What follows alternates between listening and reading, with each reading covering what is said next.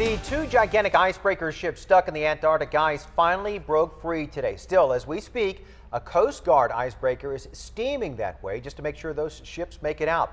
And 10 News reporter Joe Little spoke to the mother of one of the guardsmen on board. Yeah, and he joins us now with her feelings about the trip and the unique sign in her yard that literally points the way. Joe.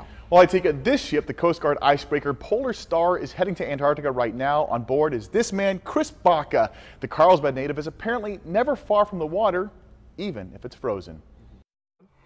This one here points to Hawaii. The signs point everywhere. I've never been there, but I'd like to go there. Places like Seattle, Japan, and Antarctica. He actually had it there, and then he told me he was going to be visiting, so that was pretty cool. He is Chris Baca, a boatswain's mate in the U.S. Coast Guard. She is his mother, Rudy Baca. He loves the water.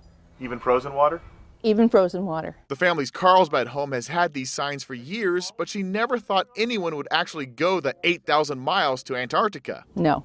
Never. But Baca and his fellow Coast Guardsmen were headed there Tuesday on board the Coast Guard icebreaker Polar Star. The ship was making its maiden voyage in the Pacific after undergoing a $90 million overhaul that took years to complete. The Polar Star is capable of cracking through 21 feet of ice, more than enough to get to a trapped Russian and Chinese ship. The Russian research ship got stuck Christmas Eve.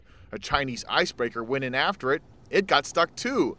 Dozens of crew members and scientists were stuck. Everyone but the crew members were airlifted out.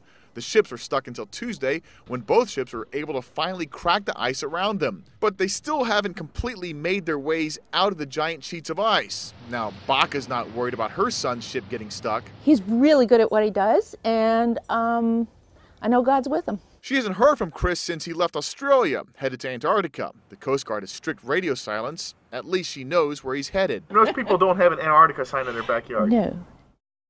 No, they do not. And I spoke with the U.S. Coast Guard just this afternoon. They wouldn't say whether the Polar Star is still heading south. As far as Chris Baca's mom knows, he's still on his way there. Joe Little, 10 News.